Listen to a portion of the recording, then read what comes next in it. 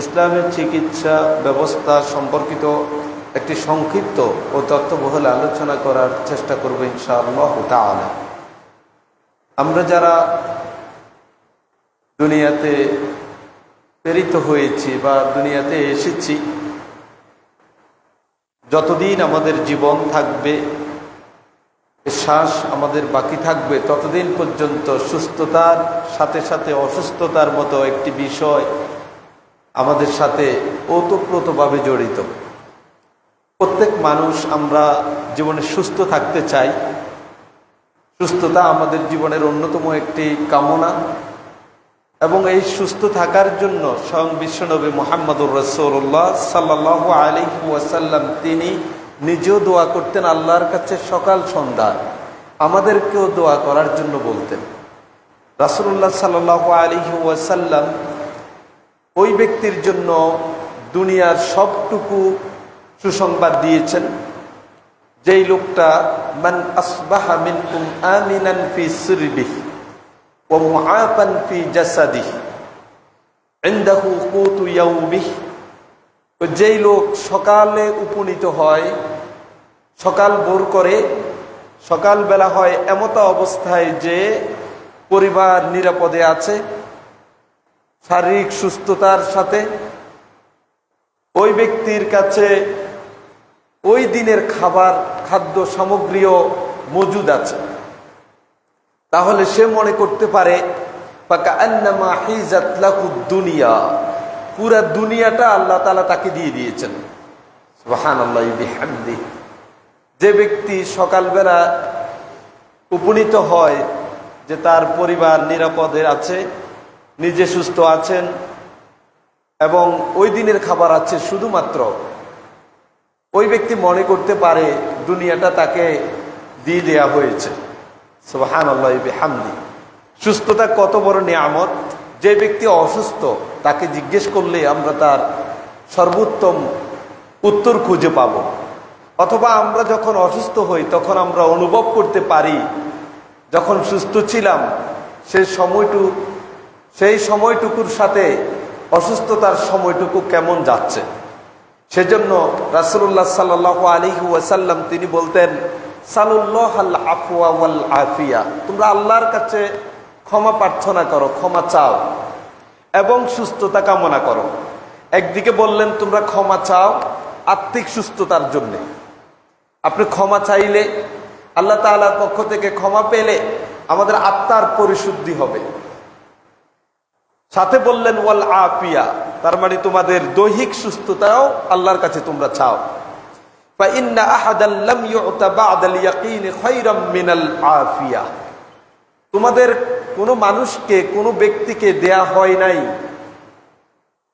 এই জীবনের পরে, ঈমান গ্রহণের পরে সবচেয়ে উত্তম সর্বোৎকৃষ্ট বস্তু যেটা দেয়া হয়েছে সুস্থতা নামক বিষয় দিয়ে। সুবহানাল্লাহ। তার মানে একজন মানুষ ঈমান গ্রহণের পরে সবচেয়ে উত্তম যে বিষয়টা আল্লাহ রাব্বুল আলামিনের পক্ষ থেকে অর্জন করেন সেটা হলো সুস্থতা। সেই সুস্থতার জন্য নবী মুহাম্মদুর রাসূলুল্লাহ সাল্লাল্লাহু আলাইহি ওয়াসাল্লাম সকাল সন্ধ্যায় তিনি দোয়া করতেন। আমাদেরও উচিত সেই দোয়াগুলি নিয়মিত ফজরের সালাতের পরে, সন্ধ্যায় উপনীত হলে দোয়াগুলি পাঠ করে নবী মুহাম্মদুর রাসূলুল্লাহ সাল্লাল্লাহু আলাইহি ওয়াসাল্লামের সুন্নাহর আলোকে বাস্তবায়ন করা। তিনি বলতেন আল্লাহুম্মা ইন্নী আসআলুকাল আফিয়াতা ফিদ দুনিয়া ওয়াল আখিরাহ, হে আল্লাহ আমি আপনার কাছে চাই, কামনা করি দুনিয়া এবং আখিরাতের সুস্থতা। দুনিয়ার সুস্থতা, নিরাপত্তা, ঠিক অনুরূপভাবে আখিরাতেও আমার নিরাপত্তার আমি কামনা করছি আপনার কাছে।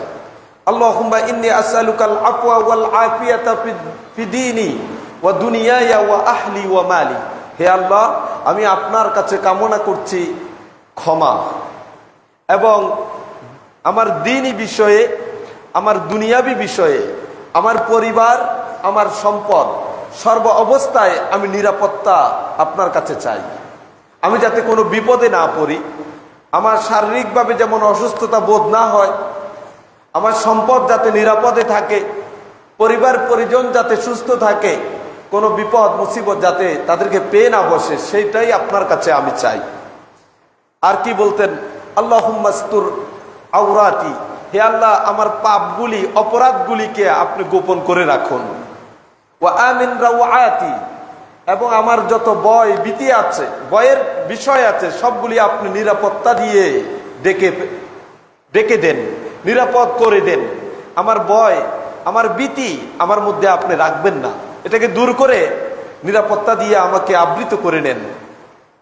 আর কি বলতেন, আল্লাহুম্মা হফাজনি মিন বাইনি ইয়াদাই, হে আল্লাহ আপনার কাছে আমি হেফাজত কামনা করছি, আপনি আমাকে হেফাজত করুন আমার সামনের দিক থেকে, ওয়া মিন খালফি আমার পিছনের দিক থেকে, ওয়া আন ইয়ামিনি আমার ডান দিক থেকে, ওয়া আন খালফি আমার, ওয়া আন শিমালি আমার বাম দিক থেকে, ওয়া মিন ফাওকি আমার উপর থেকে। সুবহানাল্লাহি বিহামদি।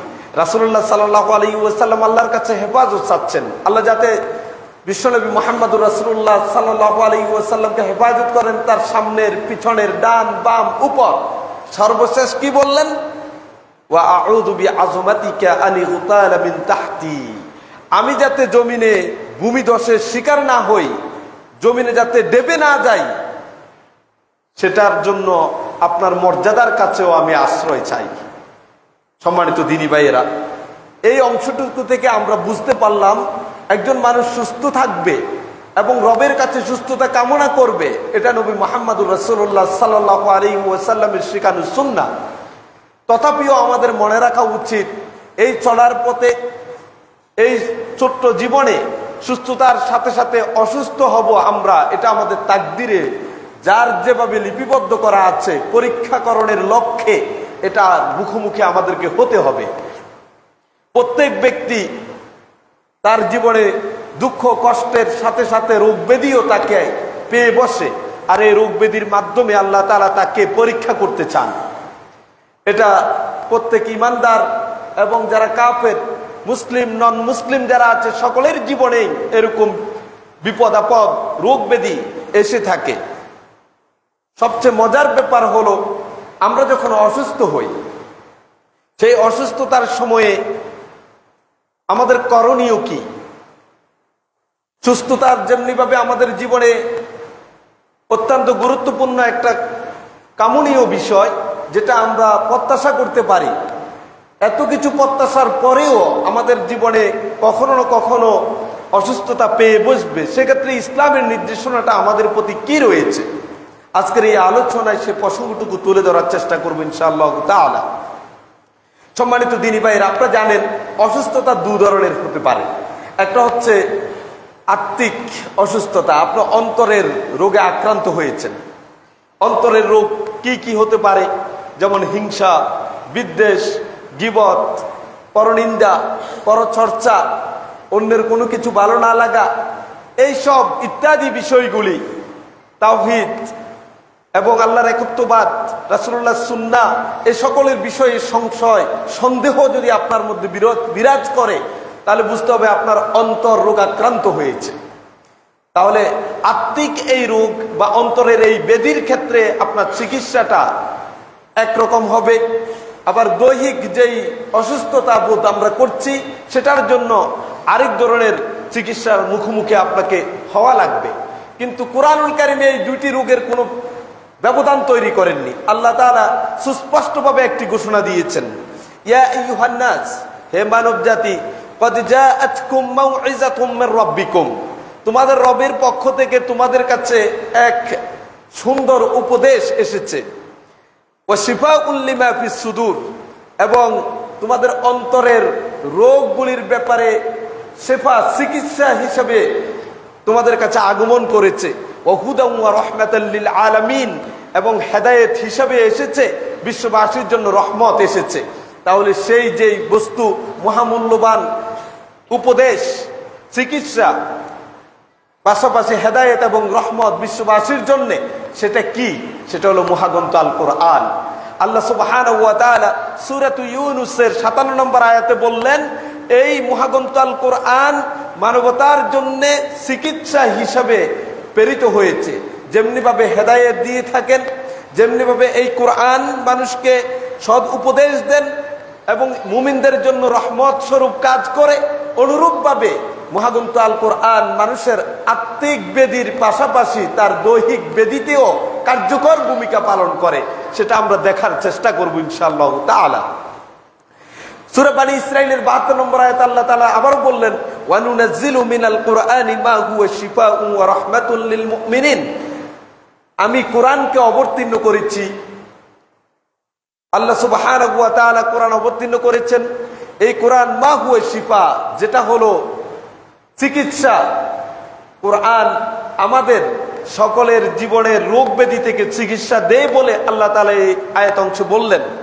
ওয়া রাহমা, এবং এটা রহমত, অনুগ্রহ, লিল মুমিনিন, ঈমানদারদের জন্য।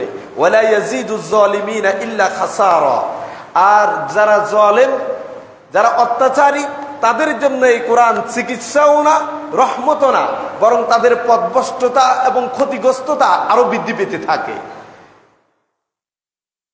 সুপ্রিয় ভাইয়েরা, কোরআনুল কারীমের এই দুইটি আয়াত আমাদের যে মেসেজটুকু দেয় সেটি হলো, কোরআন আমাদের জন্য সুস্থতার দ্বারক এবং বাহক হয়ে প্রেরিত হয়েছে।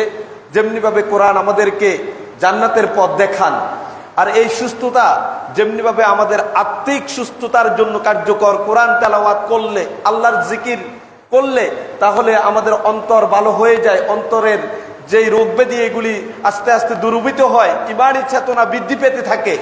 পাশাপাশি নবী মুহাম্মদুর রাসূলুল্লাহ সাল্লাল্লাহু আলাইহি ওয়াসাল্লাম তিনি যখনই তার দেহে কোনো জায়গায় ব্যথা অনুভব করতেন, তখন তিনি সূরা ইখলাস এবং সূরা নাস ও ফালাক পাঠ করে 3 বার তার দেহকে তিনি ফু দিতেন এবং হাত দিয়ে পুরা শরীরের যতটুকু সম্ভব পুরা শরীরের মধ্যে হাতটা তিনি সঞ্চালন করতেন ফু দিয়ে। তাহলে বোঝা গেল তিনি ব্যথা অনুভব করেছেন। নিঃসন্দেহে এটা কোনো অন্তরের রোগ না, যে ব্যথাটা তার দেহের কোনো না কোনো অঙ্গে তিনি অনুভব করছেন। সেটার জন্য নবী মুহাম্মদুর রাসূলুল্লাহ সাল্লাল্লাহু আলাইহি ওয়াসাল্লাম কোরআনুল কারীমে সূরা ইখলাস পাঠ করতেন এবং সূরা নাস ও ফালাক পড়ে ফু দিয়ে 3 বার তার দেহকে তিনি মুছে দিতেন।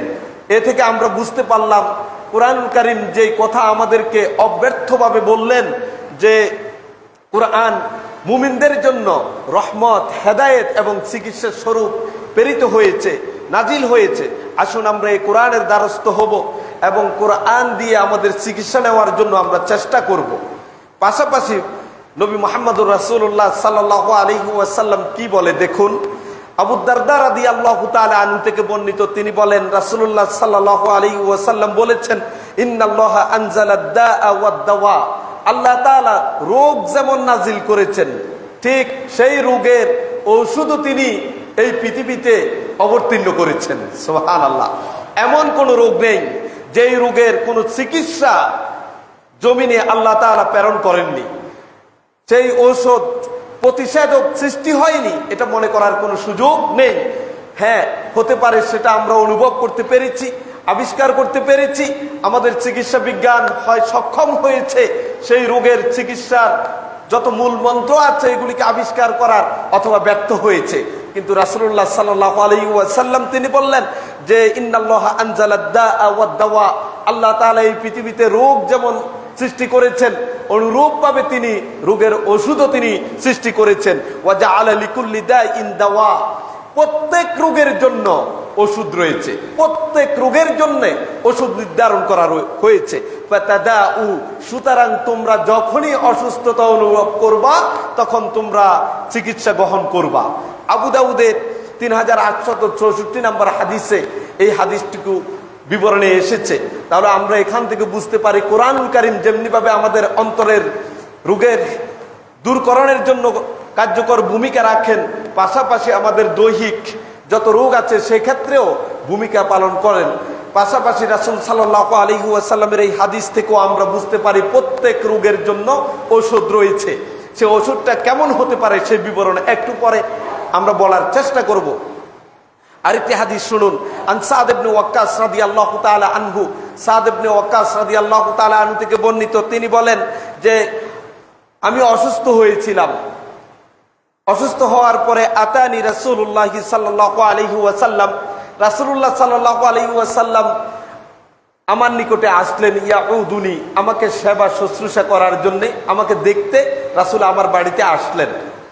সাদ ইবনে ওয়াক্কাস বলছেন, এসে তিনি কি করলেন, ফাওয়াদা আয়াদাকু বাইনা সাদিয়ি, তিনি আমার বুকের উপরে তার হাতখানা রাখলেন। রাসূলুল্লাহ সাল্লাল্লাহু আলাইহি ওয়াসাল্লাম অসুস্থ সাদ ইবনে ওয়াক্কাসের বুকের উপরে হাত রাখলেন। সাদ ইবনে ওয়াক্কাস তিনি বললেন, হাত্তা ওয়াজাদতু বারদাহা ফি ফুআদি, হাত রাখার সাথে সাথে আমার হৃদয়ে, হার্টের মধ্যে এক শীতলতা অনুভব করলাম। সুবহানাল্লাহি বিহামদি। রাসূলুল্লাহ সাল্লাল্লাহু আলাইহি ওয়াসাল্লাম তাকে বলল, ইন্নাকা রাজুলুন মাফউদ, হে সাদ, তুমি যেই রোগে আক্রান্ত হয়েছ সেই রোগটা হলো হার্টের রোগ, হৃদরোগে আক্রান্ত হয়েছে তুমি। তাহলে রাসূলুল্লাহ সাল্লাল্লাহু আলাইহি ওয়াসাল্লাম সাদ ইবনে ওয়াক্কাসের যে বুকের মধ্যে হাত দেওয়ার কারণে তিনি শীতলতা অনুভব করলেন, বিপরীতে রাসূল বলে দিলেন তোমার রোগটা হলো হৃদরোগ। তাহলে করণীয় কি? রাসূল সাল্লাল্লাহু আলাইহি ওয়াসাল্লাম বললেন, তোমার এখন করণীয় হলো ইতিল হারিস ইবনে কালদা, হারিস ইবনে কালদার কাছে চলে যাও, তিনি সাকিব গোত্রের লোক। বা ইন্নাহু রাজুলুন ইয়াতাতাব্বাব, সে এমন একজন লোক যে হলো চিকিৎসক, তার কাছ থেকে তুমি হার্টের চিকিৎসা গ্রহণ করো। হার্টের যেই রোগ আছে সেটার ওষুধ তার থেকে ব্যবস্থাপত্র নিয়ে আসতে পারো। তাহলে এই হাদিস থেকে আমরা বুঝতে পারলাম কুরআনুল কারীমের এবং রাসূলুল্লাহ সাল্লাল্লাহু আলাইহি ওয়াসাল্লামের সুন্নাহর প্রমাণিত যে সকল দোয়া আছে, সেই দোয়া পাঠ করে আপনি ফু দেওয়ার মাধ্যমে যেমন চিকিৎসা নিতে পারেন, পাশাপাশি আপনার বৈষয়িক যে চিকিৎসার ব্যবস্থাপনা আছে সেটাও আপনি গ্রহণ করতে পারেন। রাসূল সাল্লাল্লাহু আলাইহি ওয়াসাল্লাম সেই কথাই সাদ ইবনে ওয়াক্কাসকে বললেন, তুমি ওই চিকিৎসকের কাছে চলে যাও যার নাম হলো হারিস ইবনে কালদা, তিনি হৃদরোগে বিশেষজ্ঞ। প্রিয় ভাইয়েরা, হাদিসটি বিবরণে এসেছে আবু দাউদের 3869 নাম্বার হাদিসে। তাহলে আমরা বুঝলাম, যখনই আমাদেরকে রোগে পেয়ে বসবে, আমরা কোরআনুল কারীম থেকেও সেই রোগের চিকিৎসা ইচ্ছা করলে নিতে পারি। আবার চাইলে আমাদের চারপাশে যে সকল বিশেষজ্ঞ ডাক্তাররা গড়ে উঠেছেন অথবা তারা শিক্ষা অর্জন করেছেন, তাদের সেই অভিজ্ঞতা থেকেও আমরা চিকিৎসা নিতে পারি, সেটাও সুন্নাহ দ্বারা প্রমাণিত হলো। রাসূলুল্লাহ সাল্লাল্লাহু আলাইহি ওয়াসাল্লাম তিনি বললেন, মা আনজালাল্লাহু দাআন ইল্লা আনজালা লাহু শিফা, এই জমিনে এমন কোন রোগ সৃষ্টি করা হয়নি যে রোগের কোনো ওষুধ সৃষ্টি করা হয়নি। মানে যেটাই হয়েছে রোগ, তার জন্য ওষুধও এই জমিনে আল্লাহ তাআলা সৃষ্টি করে দিয়েছেন। জাবের রাদিয়াল্লাহু তাআলা আনহু থেকে বর্ণিত, তিনি বলেন রাসূলুল্লাহ সাল্লাল্লাহু আলাইহি ওয়াসাল্লাম বললেন, লিকুল্লি দাইন দাওয়া, প্রত্যেক রোগের জন্য রয়েছে ঔষধ। ফাইজা উসিবা দাওয়া উদ্দাই বারাআ বিইজনিল্লাহ, তবে মনে রাখতে হবে কোন ব্যক্তি অসুস্থ হওয়ার পরে সে যখন ওষুধ সেবন করে অথবা চিকিৎসা গ্রহণ করে, যে ধরনের চিকিৎসাই হোক না কেন, ওই চিকিৎসা দিয়ে সে যদি রোগ মুক্তির আশা করে, মনে রাখতে হবে এই রোগ মুক্তি আল্লাহর আদেশে হয়ে থাকে। ওই ঔষধের, ওই চিকিৎসার কোনো অধিকার নেই, প্রভাব বিস্তার করার ক্ষমতা নেই যতক্ষণ পর্যন্ত আল্লাহর আদেশ না আসবে। প্রিয় ভাইয়েরা, খুতবার যেই প্রথম অংশে কোরআনুল কারীম থেকে চিকিৎসা নেওয়ার পাশাপাশি বিশেষজ্ঞ ডাক্তারদের থেকে চিকিৎসা নেওয়ার বৈধতা রয়েছে, সেটা আমরা বুঝতে পারলাম। এ পর্যায়ে যে বিষয়টা আপনাকে জানাবো, আমাদের সমাজে কিছু মানুষদেরকে আমরা দেখি, আমার পরিচিত এক বন্ধু আছে, সে যখনই অসুস্থ হয় কখনো ডাক্তারের কাছে যায় না, কোনো ওষুধ সেবন করে না। তাকে জিজ্ঞেস করলাম কেন? সে উত্তরে বলে, যিনি আমাকে রোগ দিয়েছেন তিনি আমাকে সুস্থ করবেন, সুতরাং আমি ওষুধ খেয়ে তার প্রতি তাওয়াক্কুলটা কমিয়ে দিব কেন? আমি তার প্রতি ঈমানের সর্বোচ্চ জায়গা থেকে, তাওয়াক্কুলের সর্বোচ্চ জায়গা থেকে আমি অবস্থান করতে চাই, যাতে করে যিনি আমাকে রোগ দিয়েছেন তিনি আমাকে এই রোগ থেকে মুক্তি দিয়ে দিবেন, আমি কোনো ওষুধ সেবন করতে চাই না। তাহলে প্রশ্ন দাঁড়ায়, আমরা যারা অসুস্থ হওয়ার পরে চিকিৎসা নেওয়ার জন্যে, সেই চিকিৎসাটা কোরআন থেকে হোক, সেই চিকিৎসাটা রাসূলুল্লাহ সাল্লাল্লাহু আলাইহি ওয়াসাল্লামের সুন্নাহ দ্বারা প্রমাণিত জারফুক দিয়ে হোক, অথবা বিশেষজ্ঞ ডাক্তারের মাধ্যমে হোক, যদি আমরা চিকিৎসা গ্রহণ করি তাহলে সেটা কি তাওয়াক্কুলের পরিপন্থী হবে কিনা আমরা দেখার চেষ্টা করি। এক্ষেত্রে উলামায়ে কেরাম ফুকাহায়ে এজামের 3টি বিপরীতমুখী বক্তব্য আছে, সেগুলি আমরা এক এক করে জানার চেষ্টা করি। প্রথমত, এক শ্রেণীর উলামায়ে কেরাম ফতোয়া দিয়ে থাকেন যে যারা অসুস্থ হওয়ার পরে চিকিৎসা গ্রহণ করে না তারা প্রকৃতপক্ষে আল্লাহর প্রতি তাওয়াক্কুল করেন বলেই তারা চিকিৎসা নেন না, আর এই চিকিৎসা নেওয়াটা তাওয়াক্কুলের পরিপন্থীও বটে। যারা চিকিৎসা নিতে নিষেধ করেন তারা চিকিৎসা গ্রহণ করা তাওয়াক্কুলের, আল্লাহর প্রতি তাওয়াক্কুল বা ভরসা নির্ভরতার পরিপন্থী মনে করেন। দলিল হিসেবে তারা পেশ করেন ইবনে আব্বাস রাদিয়াল্লাহু তাআলা আনহুর হাদিস। সহিহ বুখারীর 6472 নম্বর হাদিসে এসেছে যে রাসূলুল্লাহ সাল্লাল্লাহু আলাইহি ওয়াসাল্লাম বললেন, ইয়াদখুলুল জান্নাতা মিন উম্মতি ৭০,০০০ বিগাইরি হিসাবিন, আমার উম্মতের ৭০,০০০ লোক বিনা হিসাবে জান্নাতে যাবে। তারা হলো হুমুল্লাযিনা লা ইস্তারকুন ওয়া লা ইয়াতাতায়্যারুন, যারা অসুস্থ হওয়ার পরে কোনো জারফুকও গ্রহণ করে না, ওয়ালা ইয়াতাতায়্যারুন, এবং কুলক্ষণ শুভলক্ষণ নির্ধারণ করে গণকের কাছে যাওয়া, চিকিৎসকের কাছে যাওয়া, কোথাও তারা দ্বারস্থ হয় না, বরং ওয়া আলা রাব্বিহিম ইয়াতাওয়াক্কালুন, তারা তাদের রবের উপর তাওয়াক্কুল করে। এই হাদিস থেকে বোঝা গেল অসুস্থ হওয়ার পরে যারা জারফুক গ্রহণ করে না, কোনো ডাক্তার বিশেষজ্ঞর দ্বারস্থ হয় না, তারা প্রকারান্তরে তাদের রবের উপরেই তাওয়াক্কুল করে। আর যারা অসুস্থ হওয়ার পরে জারফুক নিয়ে থাকে অথবা ওষুধ সেবন করে থাকে, তারা তার রবের প্রতি তাওয়াক্কুলটা যথাযথভাবে করলো না, এটা তাওয়াক্কুলের পরিপন্থী তারা বলে থাকেন এই হাদিসের আলোকে। আমরা দেখি দ্বিতীয় যে শ্রেণীর উলামায়ে কেরাম বলেন এটা তাওয়াক্কুলের পরিপন্থী না, বরং এটা তাওয়াক্কুলের সর্বোচ্চ স্তরের পৌঁছার পরিপন্থী। স্বাভাবিক তাওয়াক্কুলের পরিপন্থী কাজ চিকিৎসা গ্রহণ করাটা হতে পারে না। হ্যাঁ, কোনো ব্যক্তি যদি আল্লাহর প্রতি তাওয়াক্কুলের সর্বোচ্চ স্তরে পৌঁছতে চায় তাহলে সে যেন এই চিকিৎসা গ্রহণ না করে। সাধারণ তাওয়াক্কুল এটাকে চিকিৎসা নেওয়ার কারণে ব্যাহত করবে না। সর্বোচ্চ জায়গায় পৌঁছতে হলে অবশ্যই তাকে চিকিৎসা বর্জন করতে হবে। তারা সেই ক্ষেত্রে দলিল হিসাবে পেশ করেন আবু বকর রাদিয়াল্লাহু তাআলা আনহু, আবু দারদা রাদিয়াল্লাহু তাআলা আনহু সহ এক শ্রেণীর তাবিঈন এবং একদল বিশেষজ্ঞ ব্যক্তি এবং সুফি, তারা এই নীতির আলোকে চিকিৎসা গ্রহণ করাকে তাকওয়ার সর্বোচ্চ স্তরে পৌঁছার পরপন্থী মনে করেন বলেই চিকিৎসা গ্রহণ করা থেকে তারা দূরে থাকতেন। সেই সকল ব্যক্তিদের মধ্যে আবু বকর রাদিয়াল্লাহু তাআলা আনহু রয়েছেন, আবু দারদা রাদিয়াল্লাহু তাআলা আনহু রয়েছেন। আমাদের সমাজের যে সুফি বা সুফি মতবাদ চর্চা করেন তাদের মধ্যে বড় একটা গোষ্ঠী রয়েছে, তারা অসুস্থ হলে চিকিৎসা নিতে চান না। তারা বলেন যে এটা আল্লাহ রাব্বুল আলামিনের প্রতি যে আমার ঈমান, আস্থা এবং বিশ্বাস, তাওয়াক্কুলের সর্বোচ্চ স্তর, সেটার পরিপন্থী হয়ে যাবে, এই জন্য তারা সেদিকে যেতে চান না। এই সম্পর্কে আউজাজুল মাসালিক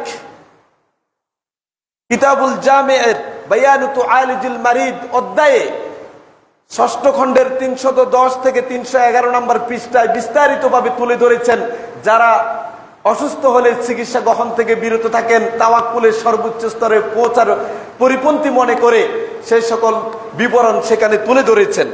তাহলে আমরা বুঝতে পারলাম, প্রথম যারা মনে করেন যে ওষুধ সেবন করা, চিকিৎসা গ্রহণ করা এটা প্রাথমিক পর্যায় থেকে তাওয়াক্কুলের পরিপন্থী, তারা সহিহ বুখারীর বর্ণনা দিয়ে প্রমাণ করতে চেয়েছেন। দ্বিতীয়ত যারা বলছেন স্বাভাবিক বা প্রাথমিক স্তরের তাওয়াক্কুলের পরিপন্থী নয়, বরং সর্বোচ্চ স্তরে পৌঁছার পরিপন্থী এটা, তারা আবু বকর রাদিয়াল্লাহু তাআলা আনহু এবং কতিপয় সাহাবী তাবিঈনদের জীবন আদর্শ থেকে তারা নীতি এবং আদর্শ গ্রহণ করার চেষ্টা করেছেন। তৃতীয়ত ইমাম নববী রাহিমাহুল্লাহ তিনি বললেন, ইমাম মুসলিম রাহিমাহুল্লাহ তিনি তার কিতাবুল সহিহ মুসলিমের মধ্যে এই সংক্রান্ত একটি অধ্যায় রচনা করেছেন, যে অধ্যায়টা হলো যে চিকিৎসা গ্রহণ করাটা হলো মুস্তাহাব। চিকিৎসা গ্রহণ করা এটা একটা ভালো কাজ, এই মর্মে রাসূল সাল্লাল্লাহু আলাইহি ওয়াসাল্লামের কিছু হাদিস তিনি নিয়ে আসছেন। সেখানে তিনি বুঝাতে চাইলেন এটা তাওয়াক্কুলের প্রাথমিক স্তরেরও পরিপন্থী না, সর্বোচ্চ স্তরে পৌঁছারও এটা পরিপন্থী না। সুতরাং কেউ যদি অসুস্থ হয় সে এটার জন্য চিকিৎসা নিতে পারে, সেটা কোরআনিক চিকিৎসা হতে পারে, হাদিসের চিকিৎসা হতে পারে, বিশেষজ্ঞ ডাক্তারের চিকিৎসা হতে পারে। সেটা কখনোই তাকওয়ার পরিপন্থী হতে পারে না, তাওয়াক্কুলেরও পরিপন্থী হতে পারে না। তারা দলিল দিলেন যে জাবের রাদিয়াল্লাহু তাআলা আনহু থেকে বর্ণিত, রাসূলুল্লাহ সাল্লাল্লাহু আলাইহি ওয়াসাল্লাম বলেন, লিকুল্লি দাইন দাওয়া, প্রত্যেক রোগের জন্য ওষুধ রয়েছে। ফাইজা উসিবা দাওয়াউদ দাই বারাআ বিইজনিল্লাহ, কোন ব্যক্তি যদি চিকিৎসার জন্য ওষুধ সেবন করে তাহলে ওই ওষুধ তাকে মুক্তি দিতে পারে না, প্রকৃতপক্ষে তাকে মুক্তি দেয় আল্লাহর আদেশ। ওই ওষুধের প্রতি আদেশ করেন আল্লাহ তাআলা, তখন ওষুধ ব্যক্তির মধ্যে প্রভাব এবং ক্রিয়াশীল হতে থাকে। তাহলে প্রকারান্তরে বোঝা গেল তাওয়াক্কুলটা আল্লাহর উপরেই থাকে, তাওয়াক্কুল পরিপন্থী হয় না। কারণ ওষুধ আমি সেবন করার মানেই এই ওষুধ আমাকে সুস্থ করে দিবে, এটা আমরা মনে করি না। এই ওষুধের কোনো কর্ম বা ক্রিয়া করার সুযোগ নেই যতক্ষণ পর্যন্ত আল্লাহ রাব্বুল আলামিনের পক্ষ থেকে সে আদিষ্ট না হয়। সুতরাং এই নীতি এবং আদর্শের আলোকে আমরা বলতে পারি ওষুধ সেবন করে চিকিৎসা গ্রহণটা তাওয়াক্কুলের পরিপন্থী নয়, বরং ওষুধ সেবন করে আল্লাহর উপরেই তাওয়াক্কুল করলাম যে তিনি যাতে ওষুধের প্রতি আদেশ করেন আর যার ফলে আমি সুস্থ হয়ে যাই। কারণ আমরা অনেককেই তো দেখি যে চিকিৎসা নেওয়ার পরেও সুস্থ হচ্ছে না, তার মানে ওই ওষুধের প্রতি আল্লাহর আদেশ নেই। প্রিয় ভাইয়েরা, তাহলে পরস্পর বিপরীতমুখী যে তিনটি বক্তব্য আপনার কাছে তুলে ধরলাম, ওষুধ সেবন বা চিকিৎসা গ্রহণ তাওয়াক্কুলের পরিপন্থী কিনা, এই তিনটি মতামতের ফলাফল হলো জমহুর তথা অধিকাংশ উলামায়ে কেরাম তাদের যেই মতামত ব্যক্ত করেছেন, ওষুধ সেবন করা, চিকিৎসা গ্রহণ করা, অসুস্থ হলে পরে চিকিৎসার জন্য ডাক্তারের শরণাপন্ন হওয়া, বিশেষজ্ঞ ব্যক্তিদের কাছে যাওয়া, এটা কখনোই তাওয়াক্কুলের পরিপন্থী নয়, না প্রাথমিক স্তরের তাওয়াক্কুলের পরিপন্থী, না সর্বোচ্চ স্তরের তাওয়াক্কুলের পরিপন্থী, বরং এটা একটি সুন্নাত সম্মত রাসূলুল্লাহ সাল্লাল্লাহু আলাইহি ওয়াসাল্লামের পক্ষ থেকে পাওয়া একটা আদর্শ এবং নীতি। প্রিয় ভাইয়েরা, চলুন এ পর্যায়ে আপনাকে আরেকটি বিষয় জানানোর চেষ্টা করি, সেটা হলো আত-তাদাবি বিল হারাম।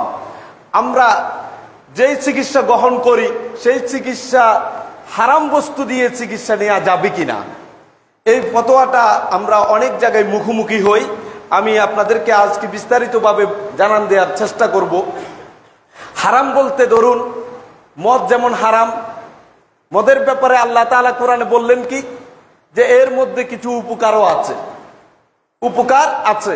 আপনি যদি বলেন যে মদ পান করলে আমার এই রোগটা সুস্থ হয়, আমি এই রোগ থেকে মুক্তি পাই, যেমনটা রাসূলুল্লাহ সাল্লাল্লাহু আলাইহি ওয়াসাল্লামের জামানায় এক সাহাবী রাসূলের কাছে এসে এই কথাই বললেন।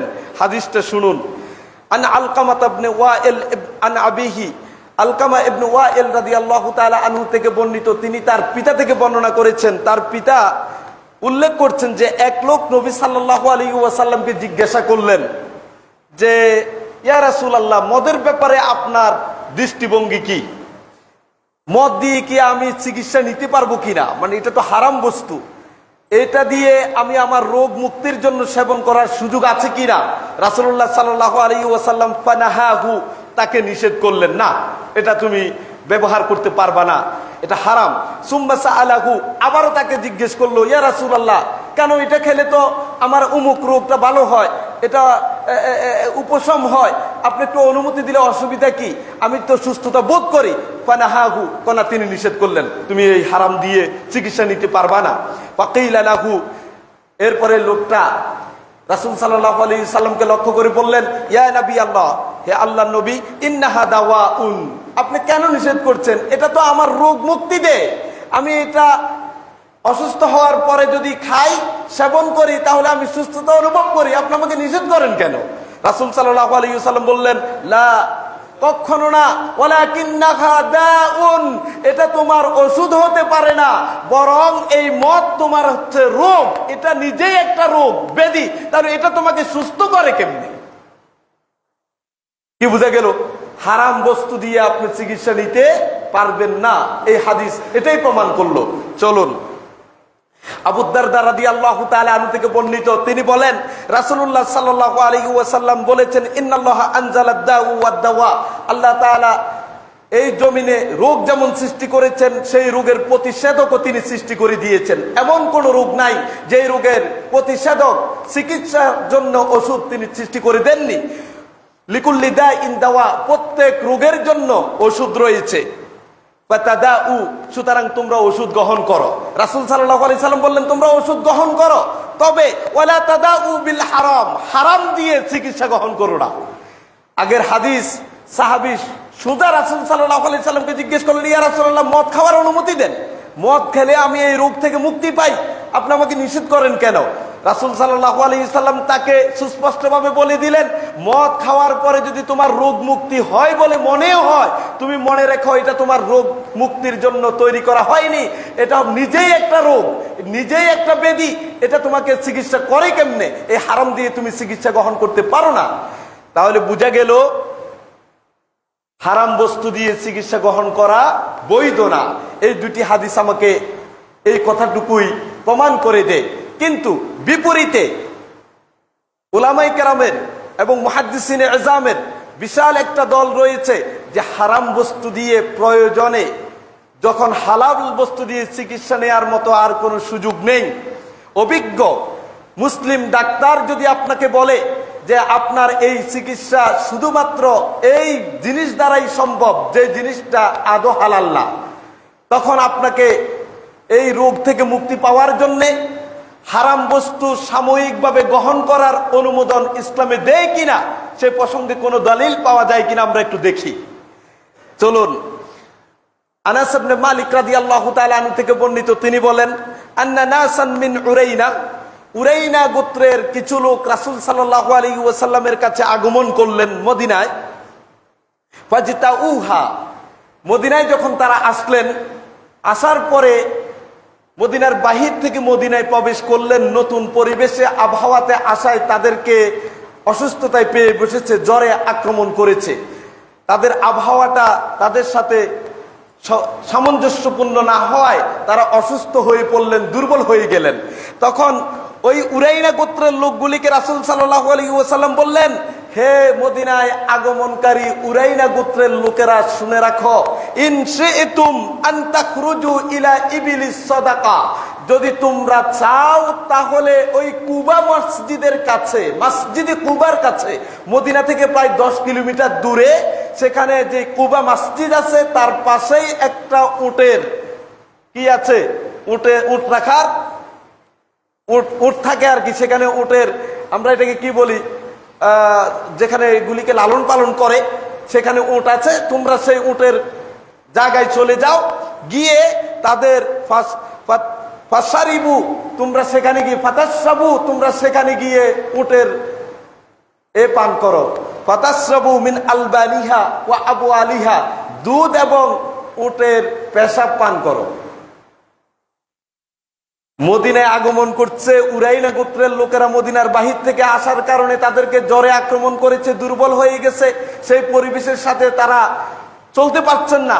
তখন রাসূল সাল্লাল্লাহু আলাইহি ওয়াসাল্লাম তাদেরকে বললেন, তোমরা যদি চাও তাহলে মদিনা থেকে 10 কিলোমিটার প্রায় দূরে অবস্থিত মসজিদে কুবার পাশে বিশাল এক উটের চালান আছে, যেখানে উটকে রাখা হয়, সেখানে চলে যাও, গিয়ে তোমরা উটের দুধ পান করো এবং সাথে সাথে উটের পেশাবও পান করো। উটের পেশাব কি হালাল? না, হালাল না। তাহলে এই লোকেরা তখন রাসূল সাল্লাল্লাহু আলাইহি সাল্লামের কথা শুনে চলে গেলেন মসজিদে কুবার পাশে যেখানে উট রাখা আছে, সেখানে গিয়ে উটের দুধ পান করলেন এবং উটের পেশাব পান করলেন। হাদিসের পরবর্তী বিবরণে আমরা দেখতে পাই যে এই উটের দুধ এবং পেশাব পান করার কারণে লোকগুলি সুস্থ হয়ে গেল। সুবহানাল্লাহ বিহামদি। এ থেকে একদল মুহাদ্দিসিনে কেরাম, ফুকাহায়ে ইজাম, তারা প্রমাণ করে, যদি আপনি বাধ্য হন, হালাল বস্তুতে চিকিৎসা আপনার দ্বারা সম্ভব না হয়, অভিজ্ঞ ডাক্তার যদি আপনাকে বলে যে আপনার এই রোগের চিকিৎসার জন্য এই পরিমাণ হারাম বস্তু থেকে চিকিৎসা নেওয়া লাগবে, কোন হালাল বস্তুর চিকিৎসা দিয়ে আপনার এই রোগ থেকে মুক্তি পাওয়া সম্ভব না, তখন প্রয়োজনের আলোকে আপনি নিতে পারবেন যতটুকু প্রয়োজন। যেমনি ভাবে বাধ্য হলে শুকরের গোশত খাওয়া জীবন বাঁচানোর জন্য প্রয়োজন, যতটুকু জীবন বাঁচানোর জন্য প্রয়োজন ঠিক ততটুকু নেওয়া যায়। অনুরূপভাবে যদি হারাম বস্তু ছাড়া আপনার চিকিৎসা সম্ভব না হয়, তাহলে ওই পরিমাণ হারাম বস্তু গ্রহণ করা যাবে যতটুকু আপনার প্রয়োজন হয়। আশা করি বুঝতে পেরেছেন। চতুর্থত যে বিষয়টা আজকে জানাবো সেটা হলো, আমাদের দেশে অনেক ধরনের চিকিৎসা আছে যেগুলিতে অ্যালকোহল মিশ্রিত। অনেকে আমাদেরকে জিজ্ঞেস করে যে এই হোমিওপ্যাথি চিকিৎসা গ্রহণ করা কি বৈধ? আরব বিশ্বে হোমিওপ্যাথি নাই, কারণ হোমিও ওষুধের মধ্যে অ্যালকোহল মিশ্রণ করা, এবং অনেক অ্যালোপ্যাথিক ওষুধের মধ্যেও অ্যালকোহল মিশ্রণ আছে। তাহলে সেই অ্যালকোহল মিশ্রিত ওষুধ সেবন করা কি বৈধ হবে? অনুরূপভাবে আমরা যারা আতর ব্যবহার করি, পারফিউম ব্যবহার করি, সেখানেও কিছু পরিমাণ অ্যালকোহল থাকে। সেই অ্যালকোহল ব্যবহার করে আমরা সালাত আদায় করার জন্য যে মসজিদে আসি, সেটা ইসলামে কতটুকু অনুমোদিত, সে প্রসঙ্গে আজকে আমরা জানার চেষ্টা করব। চলুন, এই ব্যাপারে 4টি অবস্থা আপনাকে মনে রাখলে এই সংক্রান্ত মাসআলা আপনি কখনো ভুল করবেন না। অ্যালকোহল একটা মূলত নেশাজাত যে দ্রব্যটা ইসলামী শরিয়াতে নিষিদ্ধ, সেটা হলো কোনো বস্তুকে যদি তার সত্তা বা তার মূল অস্তিত্বটাকে টিকিয়ে রাখার জন্য অ্যালকোহলের বিকল্প আর কিছু না থাকে। যেমন হোমিও ওষুধ, সেটার ক্রিয়া যদি আপনার মানবদেহে করতে হয়, সে ওষুধের অস্তিত্ব ধারণ করার জন্যে আপনাকে অ্যালকোহল ছাড়া বিকল্প কোনো পদ্ধতি গ্রহণ করার সুযোগ নাই। সেজন্য আপনার ওই পরিমাণ অ্যালকোহল ব্যবহার করার অনুমতি আছে যে পরিমাণ অ্যালকোহল ব্যবহারের মাধ্যমে ওষুধের অস্তিত্ব তার টিকে থাকে। দ্বিতীয়ত, অ্যালকোহল বা নেশাজাত দ্রব্য কোনটা আসলে হারাম? রাসূল সাল্লাল্লাহু আলাইহি ওয়াসাল্লাম তিনি বললেন যে খেজুর এবং আঙ্গুর থেকে নির্গত নেশাজাত দ্রব্য এটাই মূলত হারাম। বর্তমানে যে নেশাজাত দ্রব্য তৈরি করা হয় সেটা আঙ্গুর এবং খেজুর থেকে এই অ্যালকোহল তৈরি করা হয় না। এই অ্যালকোহলটা তৈরি করা হয় সিল্কা, শস্যদানা, আরো বিভিন্ন উপাদান থেকে। যে কারণে ইমাম আবু হানিফা রাহিমাহুল্লাহ তিনি বলেন, মূল যে দুটি জিনিস থেকে অ্যালকোহল বা নেশাজাত দ্রব্য তৈরি করলে হারাম হয়, সেই দুইটি অস্তিত্ব থেকে বেরিয়ে এসে যখন শস্যদানা বা সিল্কা বা অন্যান্য দ্রব্য থেকে অ্যালকোহল তৈরি করছে, এই জাতীয় অ্যালকোহল সেবনে বা এই জাতীয় অ্যালকোহল ব্যবহারে ইসলাম নিষেধ করে না। এটা হারাম হবার মতো কোনো সুযোগ নেই। ইমাম আবু হানিফা রাহিমাহুল্লাহ এই মতটা দিয়ে থাকেন। চলুন, তৃতীয় নাম্বার অ্যালকোহলের আরেকটা ধরন। বর্তমানে শস্যদানা, সিল্কা বা অন্যান্য উপাদান এটাও নাই, আরো আপগ্রেড হয়েছে। অ্যালকোহল বা নেশাজাত দ্রব্য তৈরি যে করে, সেটা কি দিয়ে করে জানেন? আধুনিক চিকিৎসা বিজ্ঞানী প্রমাণ করেছে পানির মধ্যে এক ধরনের পোকা চাষ করে, যেই পোকাটাকে মেডিসিন দিয়ে তারা বাঁচিয়ে রাখে। একটা সময় পর্যন্ত এটাকে পানির মধ্যে রেখে এরপর এটাকে ছেঁকে উঠে এটাকে চিবিয়ে তার নির্যাস দিয়ে অ্যালকোহল তৈরি করা হয়। তাহলে এটা হারাম হওয়ার কোনো সুযোগ নেই, কারণ যেই পোকা পানিতে বসবাস করছে সেখানে এটাকে চাষাবাদ করছে, ওখান থেকে বের করে নিয়ে এসে তার নির্যাস দিয়ে অ্যালকোহল তৈরি করছে। আমরা জানি ইসলামী শরিয়ার বিধান হলো পানির মধ্যে বসবাসরত সকল ধরনের প্রাণী হালাল। তাহলে সেখান থেকে নির্গত পোকা থেকে যদি অ্যালকোহল তৈরি করে, ওই অ্যালকোহল হারাম হওয়ার কোনো সুযোগ ইসলামে নেই। চলুন, 4 নম্বর অবস্থা অ্যালকোহলের।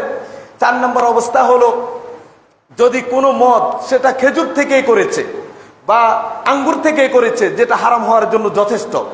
আমি ধরে নিলাম কোনো সিল্কা, শস্যদানা বা পানিতে বসবাসরত ওই পোকা, চাষাবাদ করা পোকা থেকে করেনি, একদম মূল অস্তিত্ব আঙ্গুর বা খেজুর থেকে এই অ্যালকোহল তৈরি করেছে।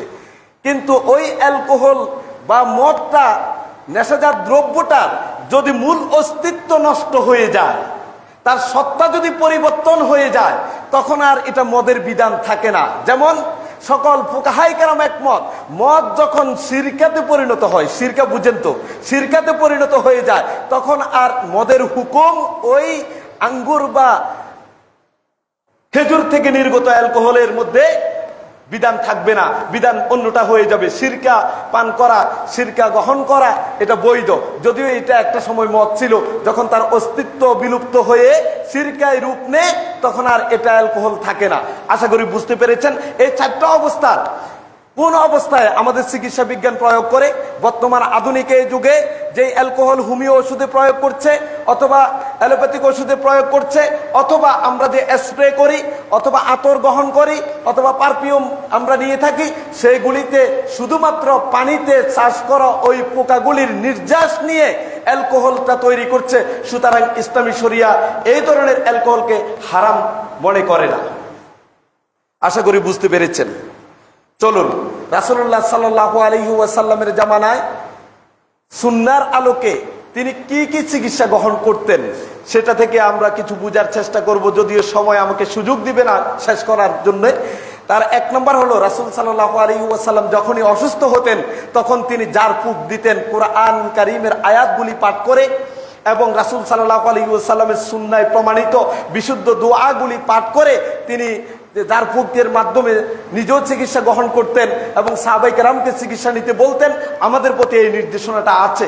বর্তমানে যেমন আপনারা জানেন যে ব্ল্যাক ম্যাজিক যেটা আছে, বা জিনের আসর আছে, অথবা আনুষঙ্গিক আরো যা অসুস্থতার ধরন আছে, আপনি চাইলে কোরআন এবং সুন্নাহর আলোকে সেই দোয়াগুলি পাঠ করে কোরআনের আয়াত, সূরা নাস, ফালাক এবং ইখলাস পড়ে আপনি ফু দিতে পারেন। যেমনিভাবে রাসূল সাল্লাল্লাহু আলাইহি ওয়াসাল্লামের হাদিস হলো, যখনই তিনি কোনো ব্যথা অনুভব করতেন শরীরে, তখন তিনি সূরা ফালাক, সূরা নাস এবং সূরা ইখলাস 3 বার পাঠ করে তার সারাটা শরীরে ফু দিতেন 3 বার, এবং সারা শরীর মুছে দিতেন। এটা সুন্নাহ সম্মত, রাসূল সাল্লাল্লাহু আলাইহি ওয়াসাল্লামের চিকিৎসা পদ্ধতির অন্তর্ভুক্ত। দ্বিতীয়ত তিনি কি করতেন? আত-তাদাবি বিল হাব্বাতিস সাউদা, তিনি চিকিৎসা গ্রহণ করতেন কালো জিরা দিয়ে। কালো জিরা ব্যাপারে রাসূল সাল্লাল্লাহু আলাইহি ওয়াসাল্লামের বক্তব্য হলো, ইন্না হাযিল হাব্বাতাস সাউদা শিফাউন মিন কুল্লি দাইন ইল্লা মিনাস সাম। এটা এমন এক দানা, এমন একটি দানা, যেই দানার চিকিৎসা সকল রোগের জন্য রয়েছে, শুধুমাত্র মৃত্যু ব্যতীত। সুবহানাল্লাহি বিহামদি। রাসূল বলেছেন, সেখানে সন্দেহের কোনো সুযোগ আছে বলে আমরা মনে করি না। কারণ এরপরেও আমরা অনেকে বলি, কই আমি তো কালো জিরা খাইয়েছি, কোনো তো আমি চিকিৎসা পেলাম না, আমি তো ঝাড়ফুঁক নিয়েছি, আমার কোনো উন্নতি হলো না, আমি তো মধু খেয়েছি, রাসূল সাল্লাল্লাহু আলাইহি সাল্লাম মধু দিয়ে সেই ডায়রিয়া আক্রান্ত লোকের চিকিৎসা করেছেন, আমি তো মধু খেলে আরো বেড়ে যাচ্ছে, তাহলে কারণটা কি? সে প্রসঙ্গ একটু পরে বলার চেষ্টা করব। চলুন, রাসূল সাল্লাল্লাহু আলাইহি ওয়াসাল্লামের চিকিৎসা পদ্ধতির আরেকটি ছিল ঠান্ডা পানি। রাসূল সাল্লাল্লাহু আলাইহি সাল্লাম কি করতেন? তিনি বলতেন, কোনো ব্যক্তি যখন জ্বরে আক্রান্ত হয়, জ্বরে আক্রান্ত হলে রাসূল বললেন তাকে পানি দাও, তার শরীরে পানি দিয়ে মুছিয়ে দাও। আর আমরা জ্বর হলে গোসল করতে নিষেধ করি, যে পানিতে যাওয়া যাবে না, পানি ব্যবহার করা যাবে না, জ্বর বেড়ে যেতে পারে। রাসূল বললেন কি, আল হুম্মা মিন ফাইহি জাহান্নাম, এই জ্বর এটা হলো জাহান্নামের তাপ, জাহান্নামের একটা তাপ। সুতরাং ফাআবরিদুহা বিল মা, পানি দিয়ে এই তাপকে তুমি ঠান্ডা করো। আপনি যখন জ্বরে আক্রান্ত হবেন তখন অবশ্যই পানি ব্যবহার করবেন, পানি সেবন করবেন। আমরা ছোটবেলায় দেখেছি আমাদের মায়েদের অসুস্থতা সময়ে উপরে একটা জারের মতো বসিয়ে ফোঁটা ফোঁটা পানি কপালের মধ্যে দিত, পিছনে এগুলি আস্তে আস্তে পরে গড়িয়ে গড়িয়ে চলে যেত। তারা সেই সুন্নাহর আলোকে চিকিৎসাটাই গ্রহণ করতেন। তাহলে রাসূলুল্লাহ সাল্লাল্লাহু আলাইহি ওয়াসাল্লামের সুন্নাহ দ্বারা প্রমাণিত জ্বর থেকে মুক্তির মাধ্যম হলো ঠান্ডা পানি ব্যবহার, তবে ফ্রিজিং পানি না, তাহলে আবার সব সর্বনাশ হয়ে যাবে। চলুন, রাসূলুল্লাহ সাল্লাল্লাহু আলাইহি ওয়াসাল্লামের চিকিৎসা পদ্ধতির আরেকটা হলো, তিনি মধু ব্যবহার করে চিকিৎসা করতেন। এক লোক এসে রাসূল সাল্লাল্লাহু আলাইহি ওয়াসাল্লামকে বললেন, ইয়া রাসূলুল্লাহ, আমার ভাই ডায়রিয়া আক্রান্ত, তাকে একটু চিকিৎসা করিয়ে দেন। বলল, ইসকিহি আসালান, তাকে তুমি মধু পান করাও। ফাসাকাহু, সে তার ভাইকে মধু খাওয়াইছে। খাওয়ানোর পরে আরো বেড়ে গেছে। সে রাসূল সাল্লাল্লাহু আলাইহি সাল্লামের কাছে আসলেন, এসে বললেন, ইয়া রাসূলুল্লাহ, ইন্নী সাকাইতু ফালাম ইয়াজিদহু ইল্লা ইসতিতলাকান, আপনি বললেন মধু খাওয়াতে, আমি খাওয়ালাম, বরং ডায়রিয়া তো আগে যা ছিল এখন আরো কয়েক গুণ বেড়ে গেছে। আগে যদি 5 বার যাইতো, এখন তো আর কোনো সময় নাই, শুধু যেতে আছে। বলল, যাও আবার খাওয়াও। এভাবে 3 বার রাসূল সাল্লাল্লাহু আলাইহি সাল্লামের কাছে আসলেন, প্রত্যেকবারে বললেন মধু খাওয়াও, আর এদিকে ডায়রিয়া বাড়তেছে। প্রত্যেকবার বললেন মধু খাওয়া, ডায়রিয়া বাড়ে। 3 বার যাওয়ার পরে চতুর্থবারে যখন আসলো, রাসূল সাল্লাল্লাহু আলাইহি সাল্লাম বলল, আবারও মধু খাওয়াও। চতুর্থবার বললেন মধু খাওয়াও, ডায়রিয়া ভালো হয়ে যাবে। তখন লোকটা গেল, যাওয়ার পরে আবারও খাওয়াইছে, বেড়ে গেছে।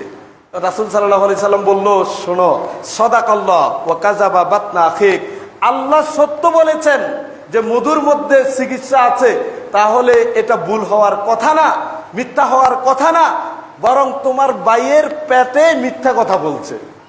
কি বুঝলেন? বলল সাদাকা আল্লাহ।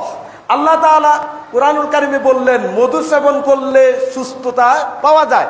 শুনুন, সূরা নাহলের 68 এবং 69 নম্বর আয়াতে আল্লাহ তাআলা কি বলেন?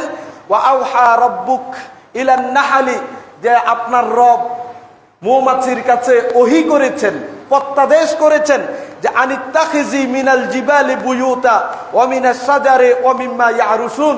আল্লাহ তাআলা মৌমাছিকে আদেশ করেছেন, ওহী নাজিল করে বললেন, মৌমাছি তোমরা পাহাড় পর্বত, ঘর বাড়ি এবং গাছপালাতে তোমরা কি করো? বাসা বাড়ি তৈরি করো। কাদের? মৌমাছি নিজের জন্য। আল্লাহ তাআলা বললেন, তাহলে বোঝা গেল আমাদের বাড়ি ঘরে ছাদের কোনায়, ঘরের কোনায় যে মৌমাছি বাসা বানায়, এটা আল্লাহর আদেশ ছিল তাদের প্রতি, এই জন্যই তারা বানায়। আল্লাহ তাআলা মৌমাছিকে বললেন, তোমরা পাহাড় পর্বতে, গাছের ডালপালায়, ঘরের কোনায়, ঘরে বসবাস যেখানে মানুষ করে সেখানেও তোমরা তোমাদের ঘর বাড়িগুলি বানাতে থাকো, তোমাদের বাসা তৈরি করো। আর কি করো? সুম্মা কুলি মিন কুল্লিস সামারাত, যত ফল ফলাদি আছে, ফল মূল আছে, ওই ফল এবং ফুলের মধ্য থেকে তোমরা তোমাদের খাবার আহরণ করো। তাদেরকে ঘর তৈরি করতে বললেন, তাদের বাসা বানাতে বললেন, এবং তাদের খাবার কোথায় হবে সেটাও বলে দিলেন, যে যত ফল মূল আছে সেখান থেকে খাবার গ্রহণ করতে বললেন। ফাসলুকি সুবুলা রব্বিকি জুলালা, এবং তোমার রবের সহজ পথ অনুসরণ করে চলো। এই আদেশটা কাকে করলেন আল্লাহ তাআলা? মৌমাছিকে। এরপরে কি কয়? ইয়াখরুজু মিন বুতুনিহা শারাবুন, বিনিময়ে আল্লাহ তাআলা মৌমাছির পেট থেকে এমন এক পানীয় বের করেন, পানীয় মৌমাছির পেট থেকে বের করে দেন, যেটা হলো মুখতালিফুন আলওয়ানু, যেটা বিভিন্ন রং বেরঙের পানি মৌমাছির পেট থেকে বের হয়। ফিহি শিফাউন, যে পানির মধ্যে রয়েছে শিফাউল লিন্নাস, মানুষের জন্য চিকিৎসা। তাহলে আল্লাহ তাআলা বললেন মৌমাছির পেট থেকে যে পানিগুলি বিভিন্ন রং বেরঙের পানি বের হয়, ওই পানির মধ্যে মানবতার জন্য চিকিৎসা আছে। তাহলে আমি বলছি তোমার ভাইয়ের পেট ডায়রিয়া চিকিৎসার জন্য মধুপান করাও, আর তুমি মধুপান করাচ্ছ, বলছো বারবার বেড়ে যাচ্ছে। তাহলে তুমি শুনে রাখো, আল্লাহ বললেন চিকিৎসা আছে, এটাই সত্য, তোমার ভাইয়ের পেট মিথ্যা কথা বলছে, পেট মিথ্যাবাদী হয়ে গেছে। তার মানে এই মধু খাওয়ানোর কিছু পদ্ধতি আছে, ওই পদ্ধতি মেনেই তোমাকে খাওয়াতে হবে। উদাহরণস্বরূপ মনে করুন, দুধ এটা ভালো খাবার, কিন্তু কাউকে যদি ঠান্ডা দুধ খাওয়ান, হতে পারে তার ডায়রিয়া। কাউকে যদি দই খাওয়ান, দুধের যে উপকারিতা আর দইয়ের উপকারিতা সম্পূর্ণ আলাদা। তাহলে বুঝা গেল অবস্থা এবং প্রকৃতির আলাদার কারণে এগুলি ক্রিয়া এবং বিক্রিয়ার ক্ষেত্রে বাধাগ্রস্ত হতে পারে। কিন্তু আল্লাহ তাআলা বললেন এর মধ্যে চিকিৎসা আছে, এটাই সত্য। আপনি যদি সেই পদ্ধতি অনুসরণ করে আপনি চিকিৎসা নিতে পারেন। একটা চমৎকার কথা বলি, শুনুন। চিকিৎসা বিজ্ঞানীরা বলল যে মৌমাছি থেকে মধু যে আহরণ হয় সেটা কেমনে হয়, একটা তারা বিবরণ দিলেন। 1 কেজি মধু তৈরিতে 70,000 মধু পোকা, 70,000 মধু পোকা 26,000 ফুলের মধ্যে 5,000 বার যাতায়াত করতে হয়। আল্লাহু আকবার। 1 কেজি মধু তৈরি হতে 70,000 মধু পোকা 26,000 ফুলের মধ্যে যেতে হয়, 26,000 ফুলের মধ্যে সে বিচরণ করতে হয়, এবং 5,000 বার যেতে হয়। সুবহানাল্লাহি বিহামদি। এরপরে 1 কেজি মধু সেখান থেকে বের হয়, এবং তাদের জীবন প্রণালীটা কত স্বচ্ছ এবং পরিচ্ছন্ন আপনি শুনলে অবাক হবেন। যে আল্লাহ তাআলা মানুষের সাথে মৌমাছির জীবন প্রণালীটাকে অনেকাংশে মিল করে দিয়েছেন। মানুষের যেমন একজন শাসক থাকে, তাদেরকে নিয়ম কানুন আইন দিয়ে পরিচালনা করেন, মৌমাছির জন্য এইরকম তাদের একজন রানী শাসক থাকে। যেখানেই বাসা তৈরি করে সেখানে একজন শাসক থাকে, রানী মৌমাছি, পুরুষ না। সে তাদের অধীনস্থ যত মৌমাছি আছে, মধু পোকা আছে, তাদেরকে বিভিন্ন দায়িত্বে নিয়োজিত করেন। কাউকে পাহারাদারের দায়িত্ব দেন বাসার বাহিরে, কাউকে বাচ্চাগুলিকে লালন পালনের দায়িত্ব দেন, কাউকে সেখানে মোম সংরক্ষণের দায়িত্ব দেন, কাউকে ফুলের মধ্যে বিচরণ করে আহরণ করে নিয়ে আসার জন্য দায়িত্ব দেন। এভাবে বিভিন্ন দায়িত্ব পালনরত তাদের শাসকের অধীনে তারা কাজ করে। মজার ব্যাপারও হলো এই যে পাহারাদার যে গোষ্ঠীটা আছে মৌমাছির মধ্য থেকে, যারা বাহিরে ফলের মধ্যে বিচরণ করে এসে বাসার মধ্যে ঢুকে মধু নিংড়ানোর জন্যে, এই মৌমাছিগুলি যখন বাহির থেকে ভিতরে প্রবেশ করতে চায়, পাহারাদার মৌমাছিগুলি তাদেরকে অবজার্ভ করে। এগুলি কি, যেই পোকা ফুলের মধ্যে বসেছে এটা কি আবর্জনা বা ময়লাযুক্ত ছিল, নাকি এটা পবিত্র বা পরিষ্কার পরিচ্ছন্ন ছিল, এটা যারা পাহারাদার আছে তারা এটাকে অবজার্ভ করে। যখন তারা বুঝতে পারে এই মধু পোকাটা যেই ফুলের মধ্যে বসেছে এটা নোংরা ময়লা আবর্জনা ছিল, তখন তাকে আর ঢুকতে দেয় না। রানী শাসকের আদেশে ওই পোকাকে তারা হত্যা করে ফেলে। আল্লাহ তাআলা কেমন করে মধুটাকে মানবতার জন্য চিকিৎসা তুল্য করেছেন, কত স্বচ্ছ পিওর হতে পারে একবার চিন্তা করে দেখুন।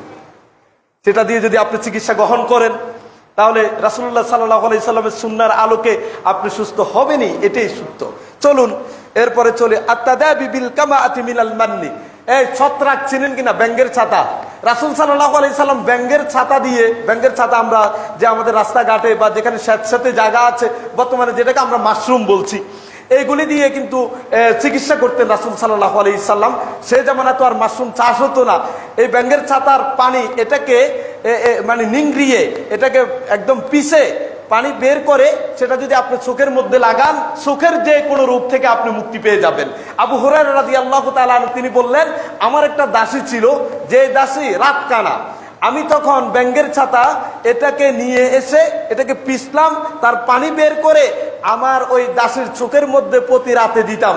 আলহামদুলিল্লাহ, আল্লাহ রাব্বুল আলামিনের যেই রহমতে আমার ওই দাসী সুস্থ হয়ে যায়। সুবহানাল্লাহি বিহামদি। তাহলে আপনি এত ডাক্তার সব তো দূরাচ্ছেন কেন? আপনার হাতের কাছে থাকা সুন্নাহসম্মত এই চিকিৎসাগুলি গ্রহণ করুন। শুধু তাই না, রাসূল সাল্লাল্লাহু আলাইহি সাল্লাম কি বলে দেখুন, আল কামাতু মিনাল মান্নি।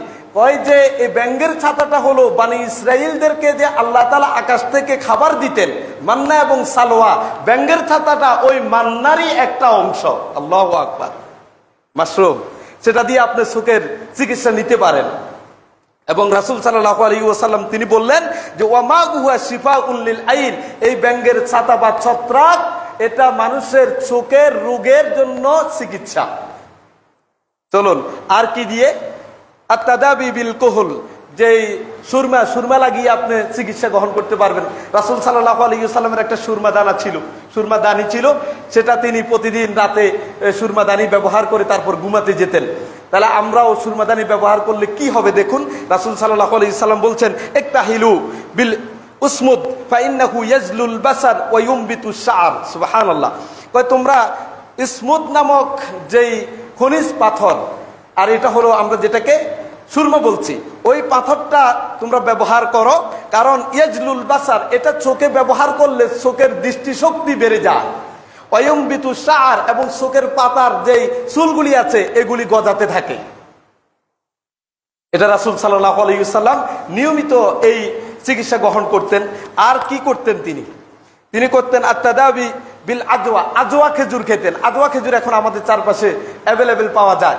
রাসূল সাল্লাল্লাহু আলাইহি ওয়াসাল্লাম তিনি বলেন যে আল আজওয়াতু মিনাল জান্নাহ, আজওয়া খেজুরটা জান্নাতি একটা ফল, জান্নাত থেকে আসা একটা ফল। সুবহানাল্লাহ। আল আজওয়া মিনাল জান্নাহ ওয়া হিয়া শিফাউম মিনাস সাম। কোন ব্যক্তি যদি আজওয়া খেজুর খায় তাহলে তাকে কোনো বিষাক্ত বস্তু বা বিষাক্ত প্রাণী দংশন করলে কার কোনো ক্ষতি করতে পারবে না। রাসূল সাল্লাল্লাহু আলাইহি সাল্লামের আরেকটা হাদিস আছে আজওয়া খেজুরের ব্যাপারে, মান তাসাব্বাহা কুল্লা ইয়াউমিন সাবআ তামারাতিন আজওয়া, যে ব্যক্তি প্রত্যেক সকালে 7টি আজওয়া খেজুর খায়, 7টা আজওয়া খেজুর যে ব্যক্তি গ্রহণ করে, লাম ইয়াদুররু ফি যালিকাল ইয়াউম সুম্মুন ওয়ালা সাইরুন, ওই দিন কমপক্ষে তাকে কোনো বিষাক্ত প্রাণী দংশন করলেও তার এই বিষক্রিয়া হবে না, কেউ জাদু করলেও জাদুগ্রস্ত হবে না। আজওয়া খেজুর খাবেন 7টা, সব সুন্নাহ সম্মত চিকিৎসা। তারপরে আত-তাদাবি বিল উদুল হিন্দি, চন্দন কাঠ আমরা চিনি। রাসূল সাল্লাল্লাহু আলাইহি ওয়াসাল্লামের জামানায় ওই চন্দন কাঠ ছিল, যেটাকে বলা হয় আল উদ আল হিন্দি। এই চন্দন কাঠ দিয়ে রাসূল সাল্লাল্লাহু আলাইহি ওয়াসাল্লাম চিকিৎসা করতেন। যে এই চন্দন কাঠের কি হতো দেখেন, ফা ইন্না ফি সাবআতু আসফিয়া, 7 ধরনের চিকিৎসা রয়েছে চন্দন কাঠে। যে কোনো ধরনের ব্যথা নিরাময়ের জন্য চন্দন কাঠ ব্যবহার করতে পারেন, তার ব্যবহার বিধি আছে। যেমন আমাদের দেশে কারো ফক্স উঠলে চন্দন কাঠ ঘষে পিষে এটা কিন্তু লাগিয়ে দেয়, ব্যথা কমায় এটা। এর জন্য চন্দন কাঠ হলো আপনার পাঁজরের ব্যথা হোক, নাকের ভিতরে ব্যথা হোক, অথবা যে কোনো ধরনের ব্যথায় আপনি এটার ব্যবহার বিধি আছে, ওই আলোকে ব্যবহার করলে আপনি তখন সুস্থ হবেন আশা করা যায়, যেহেতু রাসূল সাল্লাল্লাহু আলাইহি সাল্লাম বলেছেন।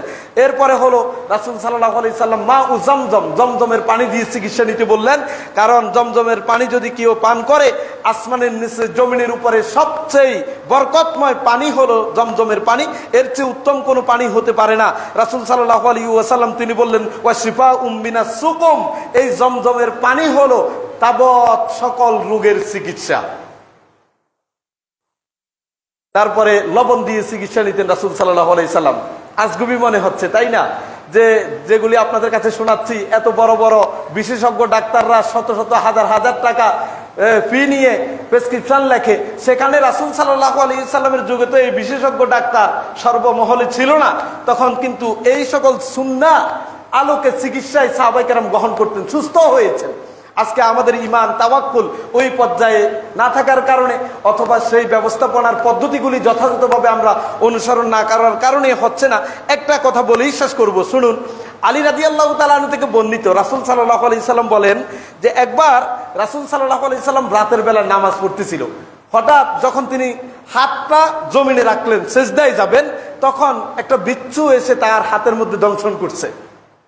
তিনি দ্রুত সালাত শেষ করলেন, শেষ করে তিনি বললেন লাআনাল্লাহুল আকরাব, আল্লাহ তাআলা ওই বিচ্ছুর উপর লানত দেখ, অভিশাপ দেখ, মানে বদদুয়া করলেন।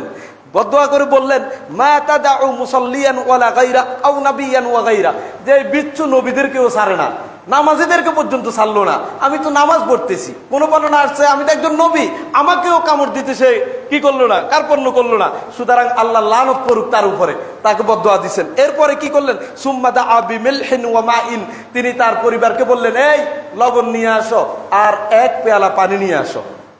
লবণ আর পানি দুইটাকে তিনি একসাথে করলেন, করার পরে তিনি ওই পানি যেখানে দংশন করছে এখানে এক এক করে ডালতে লাগলেন, পানি দিয়ে ছিটা দিলেন, আবার ডাললেন। রাসূল সাল্লাল্লাহু আলাইহি ওয়াসাল্লাম তিনি বলেন যে এইভাবে করার কারণে আল্লাহ তাআলা তাকে এই দংশিত জায়গাটা ব্যথা এবং বিষক্রিয়া থেকে তাকে মুক্তি দিয়ে দিলেন। সুবহানাল্লাহি বিহামদি। প্রিয় ভাইয়েরা, আসুন জাইতুনের তেল দিয়েও অনুরূপভাবে চিকিৎসা গ্রহণ করা যায়। এগুলি হলো রাসূল সাল্লাল্লাহু আলাইহি ওয়াসাল্লামের জামানা থেকে চলে আসা আল্লাহর কিছু নেক বান্দারা, অথবা যারা এই সুন্নাহর প্রতি অগাধ আস্থা এবং বিশ্বাস রাখে, এখনো এটা চলমান আমরা দেখতে পাচ্ছি। আকস্মিকভাবে আপনি দেখবেন বর্তমান সময়ে সে হারানো সুন্নাতগুলি অনেকাংশে আবার পুনর্জীবিত হচ্ছে। আমাদের যারা কোরআন এবং সুন্নাহর ছাত্র, অথবা কোরআন এবং সুন্নাহ বুঝতে চায়, দেখবেন এখন তারা মধু ব্যবহারের এবং জাইতুন ব্যবহারের ক্ষেত্রে, আজওয়া খেজুর ব্যবহারের ক্ষেত্রে, কালো জিরা ব্যবহারের ক্ষেত্রে আগের চেয়ে আমরা ছোটবেলায় যে পরিমাণ না দেখতাম তার চেয়ে অনেক বেশি মানুষেরা এখন আসক্তি দেখতে পাওয়া যায়। আশা করা যায় এগুলি সুন্নাহর প্রতিফলনে বটে। আল্লাহ তাআলা আমাদের প্রাত্যহিক জীবনের যত ইবাদত আছে সেই সকল ইবাদতের পাশাপাশি চিকিৎসার ক্ষেত্রেও যদি আমরা সুন্নাহর আলোকে চিকিৎসা গ্রহণ করি, তাহলে একদিকে যেমন সুস্থ হব, পাশাপাশি রাসূলুল্লাহ সুন্নাহর কারণে সওয়াবেরও অধিকারী হব। তবে এটা মনে রাখতে হবে, আমরা আপনাকে বলছি না যে বিশেষজ্ঞ ডাক্তারের কাছে গিয়ে চিকিৎসা নেওয়া হারাম, যাওয়া যাবে না, না এটা কোশ্চিন কালেও না।